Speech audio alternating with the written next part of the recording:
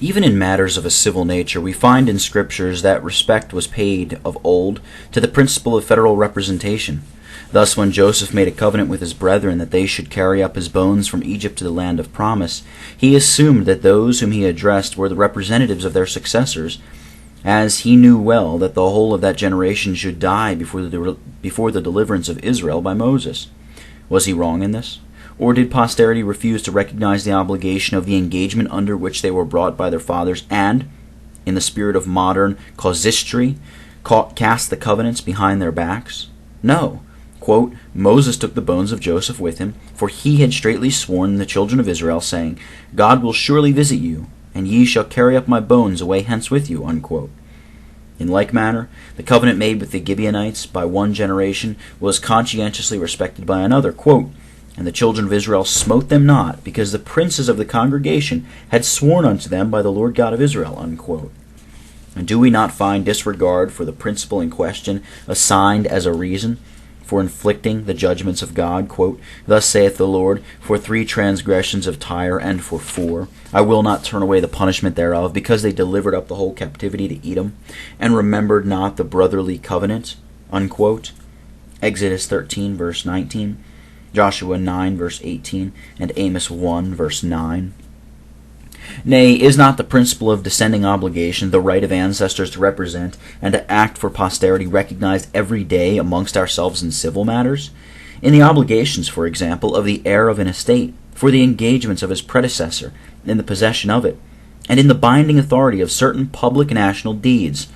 Are not the Revolution settlement and the incorporating union entered into 150 years ago as binding on the present inhabitants of this country as those who were alive at the time they were passed? Does not the national debt contracted in one age descend with all its weight on those which follow?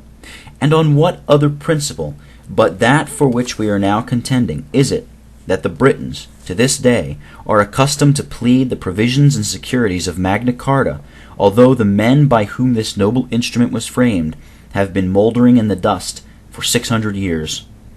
The descending obligation of covenants is thus no novel, unheard of, peculiar principle, but one of old standing, a principle which has been acted upon in every age, in things both sacred and common, and which is even now an established law in civil jurisprudence. It is a principle, too, which is founded in reason and equity. The principle is simply this, that when the matter of a covenant is lawful and the parties continue to exist, the covenant itself retains its obligation until the object it contemplates has been gained. Thus a covenant between God and the church, or between God and a nation, continues obligatory long after the original framers of it have been gathered to their fathers. The object contemplated may be a degree of reformation hitherto unattained. The parties, too, must be held as continuing to exist. God, the one party, being the eternal God, and the church, or the nation, the other party, continuing in virtue of the identity which a corporate body possesses. This identity is not affected by the constant changes societies may undergo as regards its individual members, but as the incessant changes which take place in the particles of the human body have no effect in destroying the personal identity of the individual. Nor is the principle of descending obligation less beneficial than well-founded. It is highly advantageous in its tendency. It strengthens that sense of gratitude to God by which men are stimulated to obedience, by leading the children to reflect on His goodness and having regard to their welfare in the covenant made with their fathers, and comprehending them in the same federal transaction. Thus, Peter reminded the Jews, Ye are the children of the prophets, and of the covenant which God made with our fathers. It inspires confidence in the promised mercies of God and affords ground to hope that He, who has been gracious in times that are past to the fathers, will be gracious still to their children. Thus Moses encouraged the people of Israel, He will not forsake thee, neither destroy thee, nor forget the covenant of thy fathers, which He swore unto them. It furnishes a powerful argument in pleading with God at the throne of grace, as we find exemplified and confirmed in Jeremiah's expostulation with God concerning the state of his nation. Do not abhor us for thy name's sake. Do not disgrace the throne of thy glory. Remember, break not thy covenant with us. It seems also, as it were, to throw a shield over a people by which the wrath of Jehovah is averted. Yet for all that, says the Lord, When they be in the land of their enemies, I will not cast them away, neither will I abhor them to destroy them utterly, and to break my covenant with them, for I am the Lord their God. But I will, for their sakes, remember the covenant of their ancestors, whom I brought out of the land of Egypt. It is not less fitted to keep up a remembrance of the wonderful things done by God on behalf of a people by forming a record of them and furnishing a medium for their transmission from generation to generation. Accordingly, we find the command, quote, remember his marvelous works which he hath done, his wonders, and the judgments of his mouth. Connected with the injunction, quote, be ye mindful always of his covenant, the word which he commanded to 1,000 generations, unquote. And then, above all, it is eminently fitted, by begetting a delightful mutual interest between fathers and children, to promote and display the unity of the church. The fathers by being required to transact for the children, and the children by being required to recognize the deeds of the fathers, must be inspired with a double and most salutary interest in one another. All selfish and exclusive feeling is in this way rebuked. The present generation are taught to look back to the past, as the past are supposed to have looked forward to the future. Distant periods are united, and the interests of different generations concentrated. No one age is left solitary or detached. The present learns at once to sympathize with the past and to cherish an enlightened concern for the future. All are embraced in one intimate and endearing bond of common brotherhood. The church is felt to be indeed one, and every individual comes to regard himself not as an isolated being, but as a member of a great common society, which extends through all ages and unites in one holy tie the remotest extremes of time. The men of this generation look back to those who are already gathered to their fathers, fired with the noble ambition and emulating them in their glorious career, and forward to those who are soon to follow them, prepared to welcome them with eagerness and joy to the scene which they themselves must speedily quit. As the stream of time flows onward, the identity or oneness of God's covenant society is thus preserved and recognized. A wider range is given to the exercises and feelings and prospects of the Christian's heart. More generous and enlarged emotions are awakened, and ground is laid for confidently anticipating the period when the men of successive generations shall all meet on the illimitable field of eternity, clustering around the same covenant God, partakers of the same covenant blessings, fellow heirs of the same land of covenanted rest, as the result of the high and efficient advocacy of the same covenant mediator. Quote, Holy Father, keep through thine own name those whom thou hast given me, that they may be one as we are. Unquote. Acts 3:25, Deuteronomy 4:32, Jeremiah 14:22, Leviticus 26:44 and 45, 1 Chronicles 16 verses 12 through 15, and John 17 verse 11.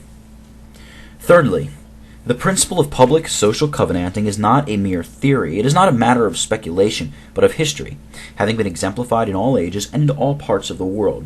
The existence of such federal deeds as those whose nature and obligation we have been attempting to explain can be distinctly traced in writings of Irenaeus, Justin Martyr, Tertullian, and others of the early Christian fathers. During the Dark Ages, the testimony of the Waldenses and the Bohemian Brethren to the practice can be easily adduced. In more modern times, it is well ascertained to have prevailed in all the Reformed churches of the continent, in Germany, France, Switzerland, and the Netherlands. It was even taken advantage of by the Pilgrim Fathers who sought an asylum from persecution in the New England states of North America, and were the means of conveying the privileges of true religion to that vast and enterprising country. Here a footnote, that from Muirhead's Dissertations. But it is in the history of our own land that we find the fullest embodiment of the principle in question. At an early stage of the Reformation in Scotland, the Protestants began to ratify their confederations by formal religious bonds.